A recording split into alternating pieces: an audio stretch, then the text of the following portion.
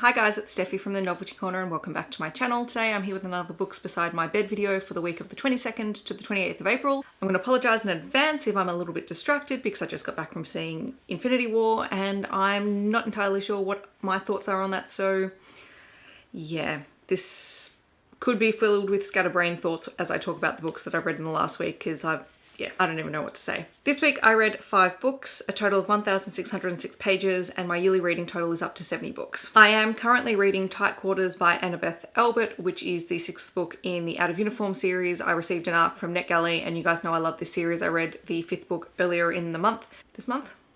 Possibly. And so the 6th book was up for review, and I, jumped on that.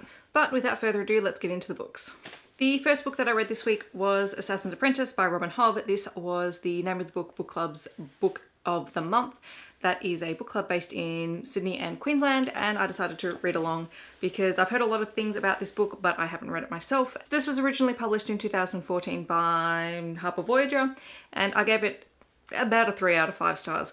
What it reaffirmed for me is that epic or high fantasy and I do not get along as well as we used to when I was younger. Apologies if you can hear the traffic outside. Yeah, we don't get along as well as we did. There is incredible world building in here, and it is a really, really wonderful fantasy story with assassins who actually kill people, but I just really struggled to get through it just because I am no longer someone who enjoys that really slow-paced, detailed build-up that comes in these epic fantasy stories. Main character Fitz is the bastard son of the Crown Prince, and when his mother's family unceremoniously dumps him at a barracks and demands that the prince now take care of him, he finds his life much changed, and he's raised basically in the stables until he's deemed useful by the current king, and it all sort of unfolds from there as he's taken into the tutelage of a whole bunch of different people in the castle. There's a whole lot of politics, there's a whole lot of magic, and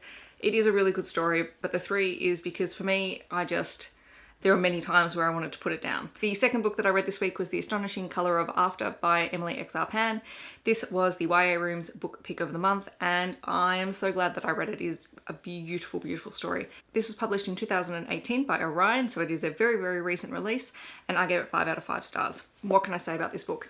This book is not for anyone who's going to be triggered by suicide, by self-harm, or anything like that, because it's discussed quite a bit in here. Main character Lee, her mother commits suicide at the beginning of the book, and Lee believes that her mother has turned into a red bird that she sees flying around her house, and she believes the bird is trying to tell her something, and so she finds herself asking her father if she can go to Taiwan to visit her maternal grandparents who she's never met. That trip then helps her to unravel the history of her mother's family and why her mother came to America and why she never spoke of her parents, and it gives insight into really the struggles that her mother had, and it is touching, it is beautifully written, it is heartbreaking. For me, this book hit a little bit too close to home with a couple of the things that it discusses, and I don't cry very often in books, and this one just left me sobbing at the end, and it is just one of those books that I think you're either going to really enjoy it or you're not. It's got beautiful, beautiful language and wonderful descriptions of things through colour, and I think that really stuck with me. So can't recommend this one enough. Then for a completely different change of pace, I read The Maximum Chronicles by Doug Jordan. This was a book that I won in a Goodreads giveaway. It was published in 2016 by AFS Publishing, and I gave it 3.5 out of 5 stars. It's not a really long book, and it is a year in the life of owning a champion poodle. So Doug Jordan and his wife decide to become co-owners of a black standard poodle who is being raised to be a champion breeding poodle. So it goes through their journey of understanding how the whole process works and the intricacies that come along with co-owning a champion dog and everything that goes along with it. There's a bit of humor in it, and it was a very light, easy non-fiction read. Then I read Hunted by Megan Spooner. This is her Beauty and the Beast retelling. It was published last year in 2017 by Harper Teen, and I gave it 3.75 out of 5 stars. It is really interesting for a Beauty and the Beast retelling. I had heard so many mixed things about this, and I actually was really concerned that I wouldn't get into it, but I did, and it took me about half the book to do it, so which is why I couldn't put it at 4 or above. But overall, I really enjoyed the story, and I enjoyed the way that it took the Beauty and the Beast sort of story that I'm familiar with from both the films and adapted it into this similar but also very different setting. I liked how strong the character of Beauty, or Eva as her name is in this story. I think it's Eva, unless it, yeah, I don't know, I can't pronounce names in books, we know this.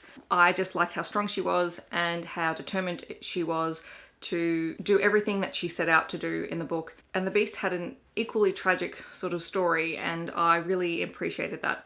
So points for this being different and not at all what I expected, and yeah, it's a book that I would actually say I did enjoy. And then finally I read Alana, the First Adventure by Tamora Pierce, and it's been years and years and years since I read these books. I reckon I read these in the 90s, the late 90s, but which is sort of dating myself a little bit. It was funny rereading it because I read it on my Kindle because I've got the second, third and fourth book in physical copies, but I seem to have misplaced my first book. So I read it on my ebook, and as I was sitting there reading through the different things, I'm sitting going, oh, that's where I know this quote from. Oh, that's where this quote's from. So I didn't realize this, but apparently this book was originally published in 1983, which makes it older than I am, so I don't feel quite so bad, by Scholastic, and I gave it 4.5 stars on reread because it's just so easy to read, and it has such a strong female character who is determined to do things that people tell her that she can't do because she's a girl. So this whole story is about her doing that, and it's wonderful. I forgot how much humor was in it. I forgot how much I loved all of the side characters, and it was just so nice to be immersed back into this world, and I can't wait to read the rest of the books in the series just to see what I had forgotten. Hopefully I'll probably pick up some of the other books in the series because I'm still trying to decide whether to pick up Tempest and Slaughter, but yeah, the fact that I reread the first Alana book and it was just as good as I remember thinking it was bodes really well. So these are the books that I read this week. In the comments below, let me know what you have been reading, and let me know if you have gone back to reread something you read when you were younger and what your thoughts were on the book the second time around. I think when we read books that we've had such a long time between reading, it can almost be hit and miss, but sometimes it's really positive, and that's really fantastic. I hope that wherever you are in the world, you're having a wonderful day, and I'll catch you guys in my next video. Thanks so much for watching. Bye guys.